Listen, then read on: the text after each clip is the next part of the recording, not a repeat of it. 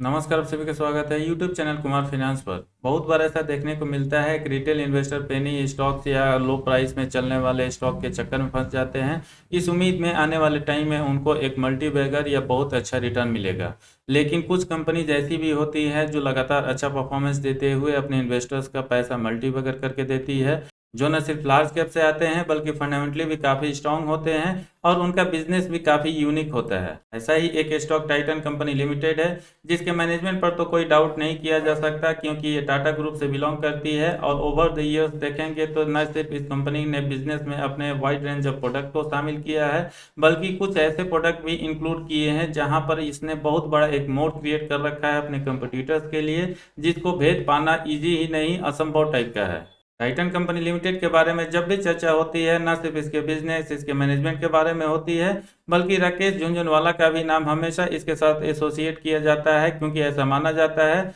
ये कंपनी उनके पोर्टफोलियो में कुछ सिलेक्टेड स्टॉक के लिस्ट में शामिल है, जिसने उनको एक बहुत अच्छा रिटर्न दिया और ओवर द टाइम उनको एक बहुत बड़ा आदमी बनाया। टाइटन का एस्टेब्लिशमेंट वैसे तो 1984 में हुआ था, लेकिन ओवर द पीरियड बहुत सारे ब्रांड और प्रोडक्ट इस कंपनी में जुड़ते गए, जिसके बाद से करंट टाइम में टाइटन घड़ी के अलावा इसके पास सोनाटा घड़ी, स्किन के ब्रांड नेम से फ्रेंच परफ्यूम, फास्टैग के नाम से एक्सेसरीज, वॉचेज और सन ग्लासेज अवेलेबल है। और प्रेजेंट टाइम में सबसे फेमस ब्रांड इसका तनिष्क है, जिसके अंडर ये ज्वेलरी का मैन्युफैक्चरिंग और अक्रॉस द इंडिया देखेंगे तनिष्क के नाम से बहुत सारे ज्वेलरी शोरूम आपको देखने को मिल जाएंगे। प्रेजेंट टाइम में टाइटन न सिर्फ लार्ज कैप से आती है बल्कि निफ्टी 50 का भी हिस्सा है और मार्केट कैप इसका 2,37,256 करोड़ का है। स्टॉक भी काफी हाई, करीब 80 के आसपास देखने को मिलेगा और मार्केट में जनरली ऐसा आपको चर्चाएं सुनने को मिलेंगी, ये स्टॉक काफी हाई वैल्यूएशन पर ट्रेड कर रहा है। लेकिन समझने वाली बात है, ये शेयर करंट टाइम में जो काफी हाई वैल्यूएशन पर ट्रेड कर रहा है, क्या आने वाले टाइम में ये चीप वैल्यूएशन या रीजनेबल प्राइस पर देखने को मिलेगा?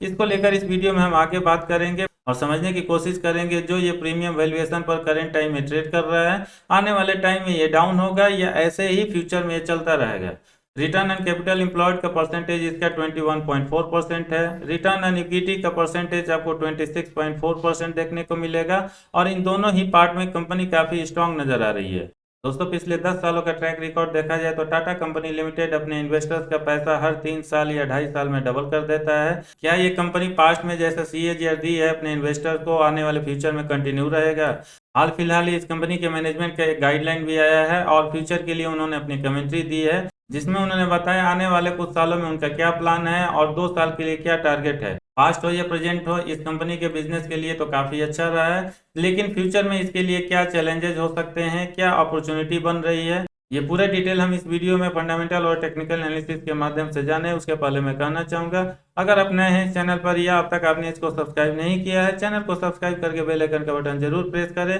ताकि फ्यूचर में आने वाले वीडियो का नोटिफिकेशन आपको मिलती रहे। दोस्तों, पीयर के साथ कंपेयर करके देखेंगे तो Tata company limited market cap के हिसाब से आपको नंबर 1 पोजीशन पर नजर आएगी। बाकी यहाँ पर 3 और कंपनी को हम सेलेक्ट कर लेते हैं जो फंडामेंटली थोड़ी सी ठीक ठाक या अच्छी मानी जाती हैं, जिसमें राजेश एक्सपोर्ट्स, कल्याण ज्वेलर्स और वैभव ग्लोबल है। इन चारों ही कंपनीज के क्वार्टर रिजल्ट पर नजर डालें तो सबसे अच्छा परफॉर्मेंस आपको इसमें टाइटन का ही नजर आएगा, क्योंकि इसका सेल्स ग्रोथ पिछले 1 साल में क्वार्टर ऑन क्वार्टर बेसिस पर करीब 172% का होता है, जबकि प्रॉफिट ग्रोथ आपको इस पीरियड में 4261% के आसपास आता हुआ दिखेगा। नंबर 2 पोजीशन पर आपको कल्याण ज्वेलर्स नजर आएगा, जिसका सेल्स आपको 103-104% के आसपास ग्रो किया है और प्रॉफिट इसका 310% के आसपास ग्रो किया है। बाकी नंबर 2 पोजीशन पर जो राजेश एक्सपोर्ट्स है या नंबर 4 पोजीशन पर वैभव ग्लोबल है, मार्केट कैप के हिसाब से इन दोनों का सेल्स हो या प्रॉफिट ग्रोथ हो निगेटिव देखने को मिलेगा। ओवरऑल टाइटन के हम ग्रोथ की बात करें तो पिछले 10 सालों में इसका कंपाउंडेड सेल्स ग्रोथ 13% के आसपास देखने को मिलेगा।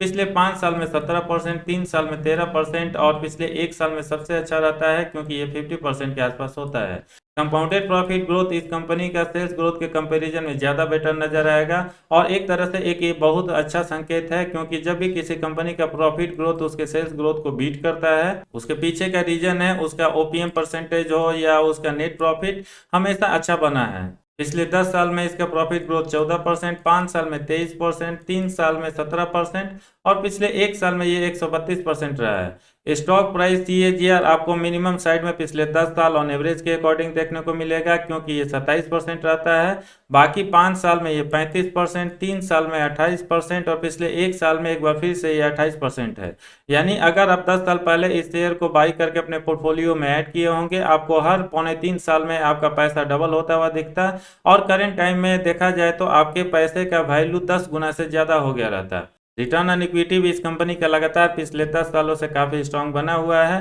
और इस पीरियड में एक टेन्योर भी ऐसा नहीं देखने को मिलेगा जब इसका ROE 20% के नीचे जा रहा है। पिछले 10 साल में ये 24%, 5 साल में 22%, 3 साल में 21% और पिछले एक साल में ये 26% रहा है। बैलेंस शीट पर नजर डालें तो ये थोड़ा सा आपको एवरेज नजर आएगा, क्योंकि रिजर्व इस कंपनी के पास पिछले 12 सालों में 991 करोड़ से बढ़ के 9,214 करोड़ तो पहुंचा है। लेकिन कंपनी के ऊपर कर्ज भी उसी रेशियो में बढ़ता हुआ दिखेगा और ये फिलहाल 7,275 करोड़ तक जा चुका है। यानी इस कंपनी के पास जो भी कैश रिजर्व है ऑलमोस्ट उसी के आसपास इस कंपनी के ऊपर कर्ज भी नजर आ रहा है। कैश फ्लो स्टेटमेंट पिछले 2-3 सालों में इसका इंप्रूव होता हुआ नजर आएगा, क्योंकि नेट कैश फ्लो जो मार्च 2020 में निगेटिव 355 का था, मार्च 2021 में 106 हो जाता है और मार्च 2022 में करीब 38 के आसपास है। शॉर्ट एनालिसिस में फिलहाल ये कंपनी आपको काफ़ी स्ट्रांग नजर आएगी, क्योंकि इसके फेवर में स्ट्रेंथ 11, अपॉर्चुनिटी 3, टोटल 14 का स्कोर हो रहा है, जबकि इसके अगेंस्ट में वीकनेस 2 और थ्रेट 0 मात्र 2 का स्कोर निकल रहा है। पोजिशनल ट्रेडर हो या इन्वेस्टर हो, किस तरीके से लोगों का इंटरेस्ट इस शेयर में बन रहा है उसके लिए इसके वॉल्यूम एनालिसिस पर हम नजर डाल लेते हैं। और अपनी स्क्रीन पर आप देख सकते हैं पिछले एक महीना में टोटल 11 लाख शेयर ट्रेड होता है ऑन एवरेज, जिसमें डिलीवरी का परसेंटेज ऑलमोस्ट 45% रहता है। 1 वीक ऑन एवरेज डेटा के अकॉर्डिंग 12 लाख शेयर ट्रेड होता है, डिलीवरी का परसेंटेज यहाँ भी 47 या इसके थोड़ा सा ऊपर नजर आता है। और पिछले 2 दिनों का डेटा देखें तो यहाँ पर भी आपको 43 या 34% के आसपास डिलीवरी होती हुई नजर आएगी। यानी देखा जाए तो पिछले कुछ दिनों से जिस तरीके से इसके शेयर में अच्छा मोमेंटम बना है, शायद आने वाले कुछ और दिनों तक ये कंटिन्यू कर सकता है, क्योंकि अभी भी लोगों का इंटरेस्ट इसमें बना हुआ है, जिसकी वजह से डिलीवरी का परसेंटेज इसका एवरेज से काफ़ी बेटर नजर आ रहा है।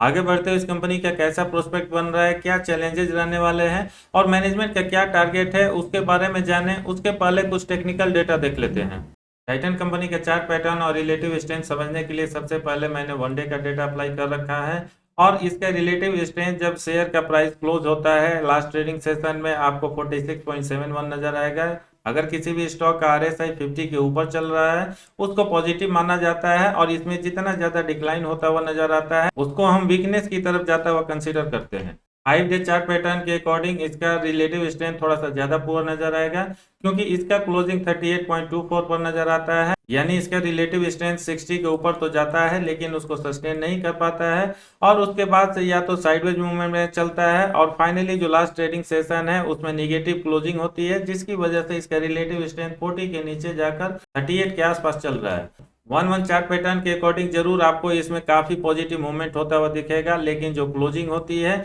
उसके वजह से इसका रिलेटिव स्ट्रेंथ एक बार फिर से 40 के आसपास चल रहा है। यानी ओवरऑल देखा जाए तो चाहे एक दिन का चार्ट पैटर्न हो, एक सप्ताह का चार्ट पैटर्न हो या एक महीना का चार्ट पैटर्न हो, रिलेटिव स्ट्रेंथ थोड़ा सा इसका वीकनेस की तरफ जाता हुआ दिख रहा है। रिलेटिव स्ट्रेंथ भले ही टाइटन का आपको थोड़ा सा कमजोर बनता हुआ दिख रहा है पिछले कुछ ट्रेडिंग सेशन में, लेकिन मूविंग एवरेज पर नजर डालें अभी भी ये 200 DMA के ऊपर चल रहा है और इसकी वजह से सिंपल मूविंग एवरेज हो या एक्सपोनेंशियल मूविंग एवरेज हो, केवल 5 mm में निगेटिव का कॉल आता हुआ दिखेगा। बाकी 10 MA से लेकर 200 MA तक आपको केवल बाई का कॉल बनता हुआ दिखेगा। क्योंकि ये स्टॉक अभी भी 200 DMA के ऊपर चल रहा है, इसलिए इसमें हम स्ट्रेंथ को कंसीडर कर सकते हैं और मार्केट में अगर पॉजिटिविटी आती है इस शेयर के प्राइस में भी आपको एक और मोमेंटम आता हुआ दिख सकता है। इस कंपनी और शेयर को लेकर जो फोरकास्ट किया गया है उसमें 29 एनालिस्ट ने अपना पार्टिसिपेशन दिया है, जिसमें से 69% एनालिस्ट का मानना है आने वाले टाइम में चाहे इसके रेवेन्यू ग्रोथ हो, EPS ग्रोथ हो या शेयर प्राइस ग्रोथ हो अच्छा रह सकता है। इस शेयर का जो प्राइस फोरकास्ट किया गया है आने वाले एक साल में आपको 30% के आसपास गिरावट देखने को मिल सकता है लोअर साइड में, जबकि हायर साइड में 17-17.5% का पॉजिटिव मूवमेंट आ सकता है। रेवेन्यू फोरकास्ट अभी भी इसका काफी स्ट्रांग दिखा रहा है और लोअर साइड में ये 15% रह सकता है, जबकि हायर साइड में ये करीब 35% के आसपास ग्रोथ दिखा सकता है। अर्निंग पर शेयर को लेकर जो फोरकास्ट किया गया है मार्च 2023 तक के लिए, ये आपको सबसे अच्छा नजर आएगा अगर इसका कंपैरिजन इसके रेवेन्यू फोरकास्ट या शेयर प्राइस फोरकास्ट से करके देखें तो, क्योंकि लोअर साइड में ये आपको 21 साढ़े 21% का ग्रोथ दिखा सकता है, जबकि हायर साइड में 54% के आसपास रह सकता है। शेयर होल्डिंग हिस्ट्री पिछले 6 क्वार्टर्स में देखा जाए तो काफ़ी स्ट्रांग नजर आएगा, क्योंकि प्रोमोटर्स की होल्डिंग अभी भी करीब 53% के आसपास बना हुआ है और यहाँ पर कोई भी चेंजेस का साइन नजर नहीं आ रहा है। म्यूचुअल फंड के होल्डिंग के बारे में बात किया जाए तो ये आपको बढ़ता हुआ दिखेगा इस सेम पीरियड में, और 4.36% से बढ़ के 5.35% तक आ चुका है। डोमेस्टिक इंस्टीट्यूशंस की होल्डिंग पिछले 6 क्वार्टर्स में थोड़ा सा कम होता हुआ दिखेगा, क्योंकि ये 6.55% से गिर के 5.91% तक आ चुका है। एफआईज की भी होल्डिंग में आपको बहुत ज़्यादा चेंजेज होता हुआ नहीं दिखेगा, और मात्र 1.25% के आसपास गिरावट होता है पिछले 6 क्वार्टर्स में, और ये 18.10% से 16.77% तक पहुंचा है। फाइनली शेयर के फ्यूचर के बारे में बात किया जाए, इसका टारगेट प्राइस कहाँ जा सकता है, तो जैसा कि आपने देखा, चाहे एनालिस्ट हो या कुछ ब्रोकरेज हाउसेज ने जो टारगेट प्राइस दिया है वो करीब 2800 या 2850 के आसपास है। हालांकि ये टारगेट प्राइस भी 2-2.5 महीना पहले दिया गया था, और अगर देखा जाए 1-1.5 सप्ताह पहले ही इस शेयर ने उस प्राइस को टच करने की कोशिश की है, क्योंकि 2755 रुपये का हाई बनाया है, और वहां से मार्केट में थोड़ा सा निगेटिविटी आने की वजह से या इस शेयर में जिस तरीके से मूवमेंट बना था उसमें थोड़ा सा प्रॉफिट बुकिंग आया, और अभी भी ये करीब 2700 रुपये के आसपास चल रहा है। हाल फिलहाल इस कंपनी के मैनेजमेंट का कमेंट्री भी आया था, जिसमें उन्होंने फाइनेंशियल ईयर 2023 तक के लिए 20% के आसपास रेवेन्यू ग्रोथ का टारगेट सेट किया है, जबकि अगले फाइनेंशियल ईयर 2024 के लिए उन्होंने 16 से 17% का टारगेट सेट किया है। वैसे भी जैसा कि हमने देखा, पिछले कुछ क्वार्टर्स का रिपोर्ट हो या पिछला कुछ एनुअल रिपोर्ट हो, लगातार इस कंपनी के सेल्स में ग्रोथ होता हुआ नजर आ रहा है, और ऑलमोस्ट आपको ये 20% या 18% के आसपास बना हुआ है। इसलिए मैनेजमेंट द्वारा जो इस कंपनी के लिए टारगेट दिया जा रहा है वो रीजनेबल है, और मैं ऐसा एक्सपेक्ट कर सकता हूँ ये अचीवेबल है, और आने वाले फ्यूचर में आपको ये अचीव होता हुआ दिखेगा। वैसे तो टाइटन कंपनी लिमिटेड के पास करंट टाइम में काफ़ी डाइवर्सिफाइड प्रोडक्ट हो चुका है, चाहे वॉचेज हो, आई ग्लास हो, एक्सेसरीज हो, परफ्यूम हो या ज्वेलरी हो, लेकिन सबसे मेजर रेवेन्यू इस कंपनी का ज्वेलरी इंडस्ट्री से आता है, और इसमें देखा जाए तो पूरे इंडिया में अभी करीब 4 लाख करोड़ के आसपास मार्केट है, जिसमें 37% का स्टेक ऑर्गेनाइज सेक्टर में है, जबकि बाकी 67% का मार्केट अभी भी अनऑर्गेनाइज कंपनीज द्वारा है, यानी जो छोटे छोटे ज्वेलरी शॉप होते हैं, सोनार होते हैं, उनके पास है। ये जो 37% ऑर्गेनाइज प्लेयर के पास है, इसमें से 22% के आसपास टाइटन के पास है केवल। इसलिए आप समझ सकते हैं फंडामेंटली इस इंडस्ट्री में टाइटन कंपनी लिमिटेड कितनी स्ट्रांग है। आने वाले 5 सालों के लिए जो फोरकास्ट दिया जा रहा है, ज्वेलरी इंडस्ट्री आपको 7 लाख करोड़ के आसपास पहुंचता हुआ दिखेगा, और जैसा कि हमने देखा टाइटन उसमें एक बहुत बड़ा मेजर प्लेयर है, इसलिए वहां पर एक और अच्छा ग्रोथ आना संभव है। लेकिन जो चैलेंजेस इस कंपनी को आने वाले टाइम में फेस करने हैं, साउथ इंडिया में बहुत सारे छोटे छोटे कंपनी जब मेजर प्लेयर बनते जा रहे हैं, जिसकी वजह से टाइटन कंपनी लिमिटेड के पास जो करेंट टाइम में 22% के आसपास स्टेक है इस इंडस्ट्री में, आने वाले टाइम में इसको बढ़ाना या मेंटेन करना थोड़ा सा एक चैलेंज हो सकता है, क्योंकि साउथ में जो भी राइजेस देखने को मिल रहे हैं छोटी कंपनीज का,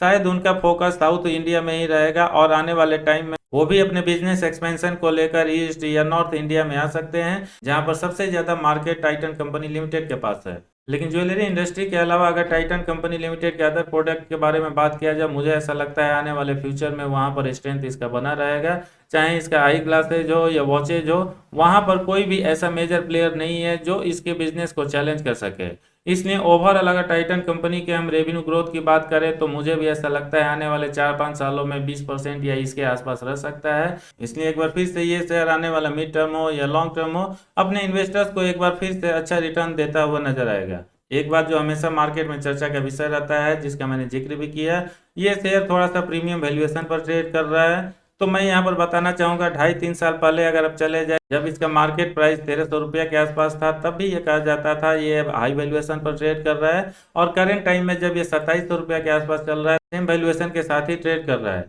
इसलिए मैं यहाँ पर कह सकता हूँ पास्ट में भी इसका वैल्यूएशन हाई था, करंट टाइम में भी वैल्यूएशन हाई ही है, और आने वाला टाइम में भी इसका वैल्यूएशन हाई ही रहेगा। अगर आप चाहते हैं किसी रिलायबल शेयर में इन्वेस्ट करके फ्यूचर में अच्छा रिटर्न पाना, जहां पर आपको 25%, 30% या 20% के आसपास सीएजीआर मिले, टाइटन कंपनी लिमिटेड एक बेस्ट चॉइस हो सकता है, और मेरे अकॉर्डिंग ये एक ऐसा शेयर है जो किसी भी रिटेल इन्वेस्टर के पोर्टफोलियो में तो होना ही चाहिए, अगर वो लार्ज कैप में किसी अच्छे शेयर में इन्वेस्ट करना चाहते हैं। इस वीडियो में इतना ही है, कैसा लगा कमेंट करके जरूर बताएं। पसंद आया तो लाइक का बटन प्रेस करके अपने सर्किल में उनके साथ जरूर शेयर करें जो टाइटन कंपनी लिमिटेड जैसे शेयर में इंटरेस्टेड है। पूरा वीडियो देखने के लिए धन्यवाद। जय हिंद।